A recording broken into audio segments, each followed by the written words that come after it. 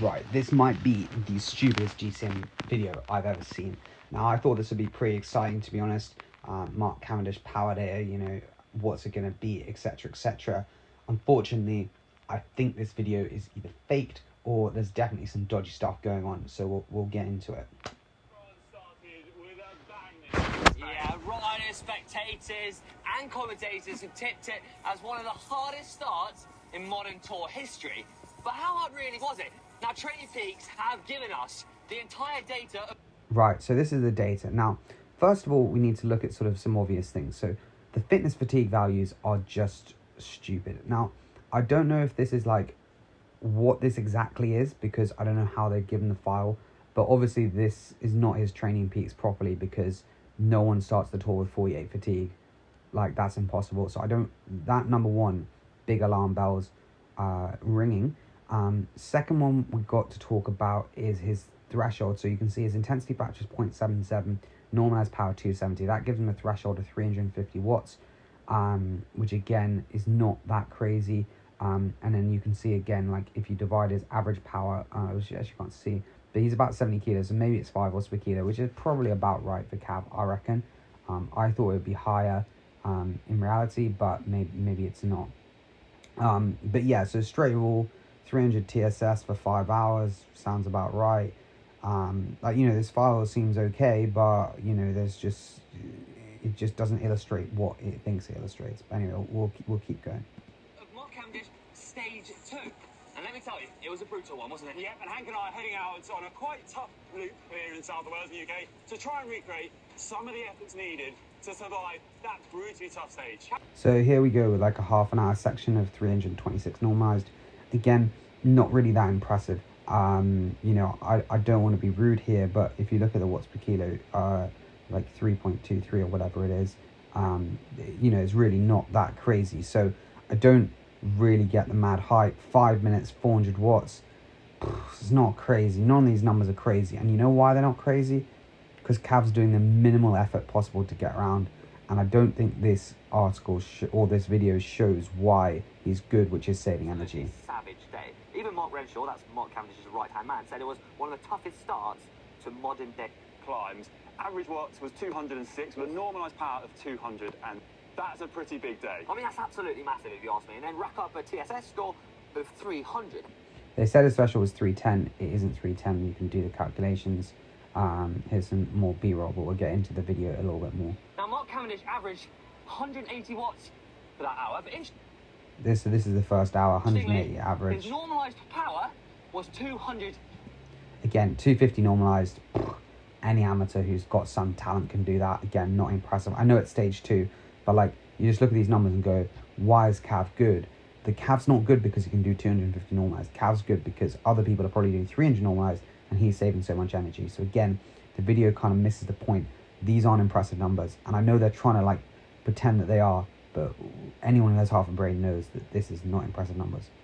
And 53 watts. Now, normalised power is basically discount. Match it. What? That first hour racing is always tough, is when the breakaways go. Well, doesn't it? It seems doable. That's around 245 watts average for me.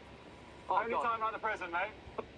Here goes. So now they're going to ride it, but they're going to do 245 average because that's the watts per kilo, but that's just irrelevant because it's all the spikes that make you tired. Like 250 normalized isn't much. Obviously the spikes will make you a little bit more tired, hence why you know, it's only 180 average. So again, this is kind of not too relevant. There's nothing, I guess. Here we go. To dig in, this isn't a uniform effort, so you can't just go out and pace yourself. You're at the mercy of what your competitors are doing. And I'm at the mercy of Hank at the moment. His abs was 40.1. 1. We did it! 54 watts. Happy with that? Yeah, we're on the So yeah, they did do some sprints to try and, you know, make it a bit more accurate, but even so, it's kind of like not really. pace. We're on the pace. Doing well, first hour in. Yeah, we are doing well. Now let's dive back into Mark's race. Now, once he had finished that hour, they then went into the third category climb, the Col du Udana, and then straight after that, the fourth category climb, where over that segment, he had to average 284 watts for 33 minutes. Again, to half an hour, 324 watts. That's getting like a little bit more spicy, 90% of threshold. You know, for sure, that's not an easy effort. Again, watts per kilo wise, it's really not that impressive. I don't know what his weight is here. Like if I'm doing my maths correctly, it doesn't seem to add up. Like 88 kilos, yeah, that's wrong for sure. So yeah, I don't know where the watts per kilo is, so I think that's slightly wrong. 280 watts in my opinion would be more like sort of 4 watts per kilo for him.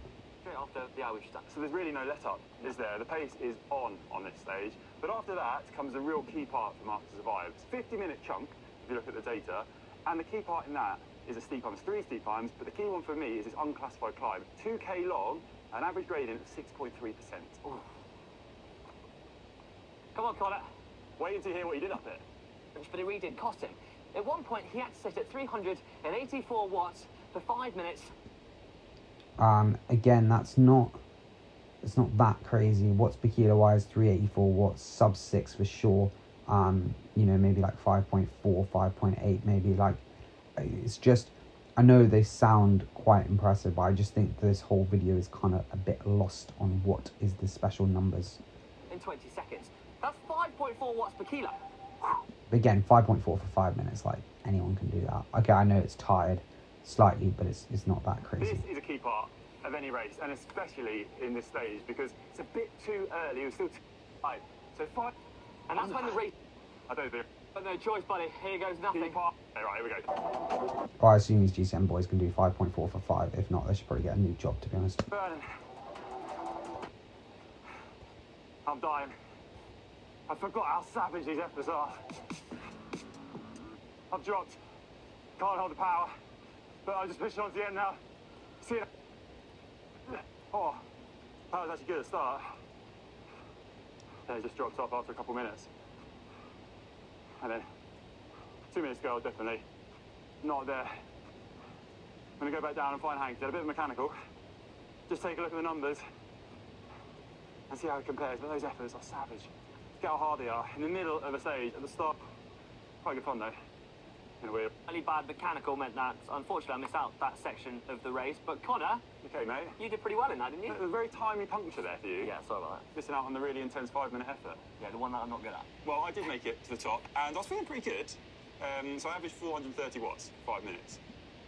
Again, 430 watts sounds a lot, but this boy is he's big, old Connor, so not that impressive again. Which I was really happy with. Only 50 watts off what we were kind of aiming for. So I was thinking that's good, but then I delved into the data a bit more, download the file of training piece, just analyse it there.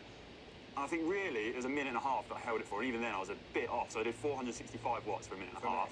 30 seconds, first 30 seconds, I was on pace. After that I dropped off, so I would have been dropped. Yeah. Okay, so we're up and riding again, heading towards the last climb, last effort of the riders' data, and make sure that they're tracking their progress, analysing the effort, compare races, making sure they can adjust their best riders in the world here. Build form, highest mountain pass in Wales.